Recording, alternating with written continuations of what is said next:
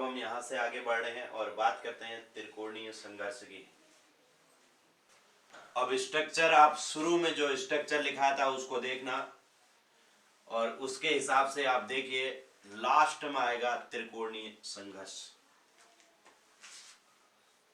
प्राचीन सिंधु घाटी के महाजन जब मरे हसीन मासुकाओं में, यूनानी शक कर गुप्त रूप से बड़े त्रिकोणीय संघर्ष में। अब एक बार मुझे बताओ, क्या यहां तक चीजें आपको क्लियर होगी है? सबसे पहले हमने पढ़ा पाषाण काल। सबसे पहले क्या पढ़ा? पाषाण काल। फिर क्या पढ़ा? सिंधु घाटी की सभ्यता। फिर हमने क्या पढ़ा? वैदिक काल पढ़ा, वैदिक काल। फिर हमने क्या पढ़ा? महाजनपद काल। फिर यहां से क्या शुरू हुआ? जैन धर्म और बौद्ध धर्म। जब का मतलब क्या था? जैन धर्म और बौद्ध धर्म, बौद्ध धर्म। ठीक है। प्राचीन सिंधु घाटी के प्राचीन शिव महान हमने लिखा था। ठीक है। जब मरे, मरे का मतलब क्या था? मगध राज्य का उत्कर्ष। मगध राज्य के अंतर्गत मैंने कहा था हसीन मासुकाओं में हर्यक वंश, शिशुनाग वंश, शिशुनाग वंश, फिर क्या था? नंद वंश, मौर्य वंश, शुंग वंश। फिर कौन सा आया? आंध्र सातवाहन, आंध्र सातवाहन वंश। हसीन मासुकाऊ में, है ना। फिर यहां पर क्या था? मौर्य वंश, शुंग वंश, कण्व वंश, कण्व वंश, और लास्ट क्या था? आंध्र सातवाहन, आंध्र सातवाहन। फिर हमने कहा कि यूनानी शक कर, यूनानी शक कर, यूनानी शक कर गुप्त रूप से, गुप्त काल और गुप्त रूप से बड़े मतलब वर्धन वंश त्रिकोणीय संघर्ष में। क्या ये स्ट्रक्चर सबको क्लियर हुआ? क्या एक एक टॉपिक आपको क्लियर हो गया यहां तक के? एक बार सभी लोग बताएं तो, क्या यहां तक की चीजें सबको क्लियर होगी?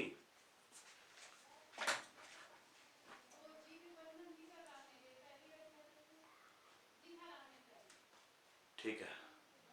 तो इन सारे टॉपिकों को एक एक करके पढ़ते रहो और इनको रिवीजन करते रहो, क्वेश्चन लगाते रहो। रिवीजन करते रहो, क्वेश्चन लगाते रहो। रिवीजन करो, क्वेश्चन लगाओ। यही दो चीजें हैं और कुछ रास्ता है ही नहीं। रिवीजन और क्वेश्चन, रिवीजन क्वेश्चन, यही रास्ता होता है और कोई रास्ता नहीं है। इस रास्ते पर चलते रहो, जरूर सफलता आप लोगों को मिलती रहेगी। अब इसमें हम बात करेंगे त्रिकोणीय संघर्ष की, और त्रिकोणीय संघर्ष को हम समझते हैं कि त्रिकोणीय संघर्ष किसके बीच हुआ था। अब यहां पर देखो लास्ट चीज आती है त्रिकोणीय संघर्ष। हर्ष का शासन था कन्नौज में, उत्तर प्रदेश के कन्नौज के शासक थे। हर्ष ने कन्नौज की महत्ता को तो बढ़ा दिया था, लेकिन हर्ष का कोई पुत्र नहीं था। जब हर्ष का कोई पुत्र नहीं था तो यहां पर कन्नौज के लिए तीन शक्तियों के बीच त्रिकोणीय संघर्ष हुआ। एक थे पाल, एक थे प्रतिहार और एक थे राष्ट्रकूट। पाल, प्रतिहार और राष्ट्रकूटों के बीच त्रिकोणीय संघर्ष हुआ था। तो पूछा जाता है कि त्रिकोणीय संघर्ष किसके बीच हुआ? तो पाल, प्रतिहार और राष्ट्रकूटों के बीच। किसके लिए हुआ? तो कन्नौज की सत्ता को प्राप्त करने के लिए हुआ था। ठीक है। पहली बात देखो, सबसे पहला पॉइंट आता है कि त्रिकोणीय संघर्ष, त्रिकोणीय संघर्ष, संघर्ष पाल, प्रतिहार और राष्ट्रकूट, पाल, प्रतिहार और राष्ट्रकूटों के मध्य हुआ। सबसे पहली बात। दूसरी बात, यह युद्ध कितने चरणों में हुआ? तो यह युद्ध 5 चरणों में हुआ। यह युद्ध कितने चरणों में हुआ? 5 चरणों में हुआ। यह युद्ध कितने समय तक चला? यह युद्ध 100 वर्षों तक चला था। 100 वर्षों तक चला। इस युद्ध का प्रारंभ किसने किया? त्रिकोणीय संघर्ष को प्रतिहारों ने प्रारंभ किया। प्रतिहारों ने प्रारंभ किया और अंतिम रूप से विजय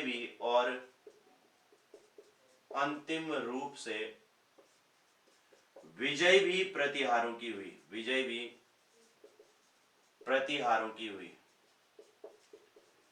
ठीक है। अब एक बात और आती है, त्रिकोणीय संघर्ष के समय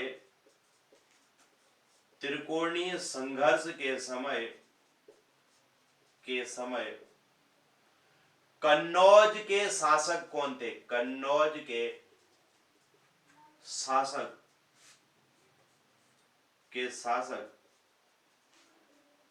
चक्रायु और इंद्रायु थे। चक्रायु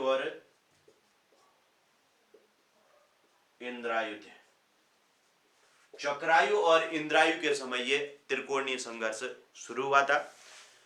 आयु वंश के 2 शासक थे, चक्रायु और इंद्रायु, और ये 5 चरणों में ये युद्ध चला था। लगभग 100 वर्षों तक ये युद्ध हुआ था।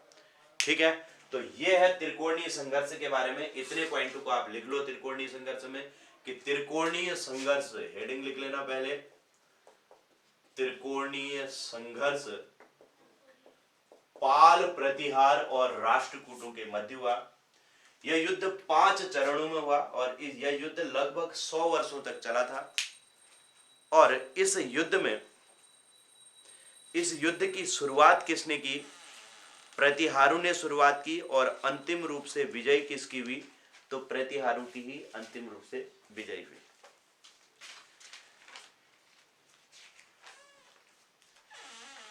इन पॉइंटों को जल्दी से सभी लोग लिख लें।